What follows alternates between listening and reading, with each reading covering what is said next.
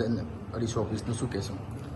આજનો દિવસ diamond industry માટે ઐતિહાસિક દિવસ છે, કારણ વર્લ્ડનું લાર્જેસ્ટ બિલ્ડિંગ ડાયમંડ બુર્સ એનું ઓપનિંગ આદરણીય પ્રધાનમંત્રી નરેન્દ્રભાઈ મોદી સાહેબે ડિસેમ્બર મહિનામાં ખુલ્લું મૂક્યું ત્યારથી 500 લોકોએ ફર્નિચરો શરૂ કર્યા હતા.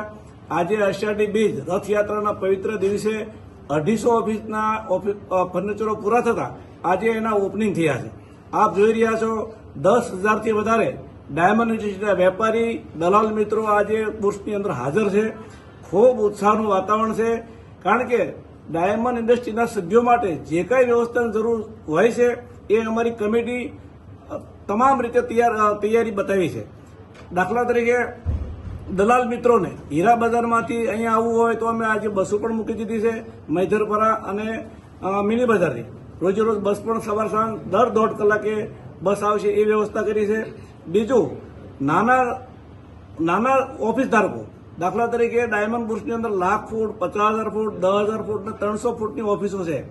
એથી પણ નાના માણસો માટે શું તો 50 ફૂટની કેબિન બનાવવા માટેનો અમે નિર્ણય કર્યો છે. એ પણ અમારું કામ શરૂ થઈ ગયું છે.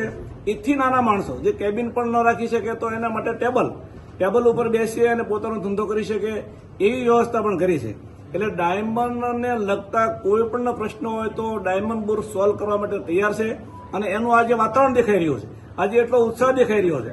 વેપારી મિત્રો હાજર છે, અમને સામેથી ખાતરી આપે છે કે અમે દિવાળી સુધીમાં અમે પણ અમારી ઓફિસ ચાલુ કરી દઈશું.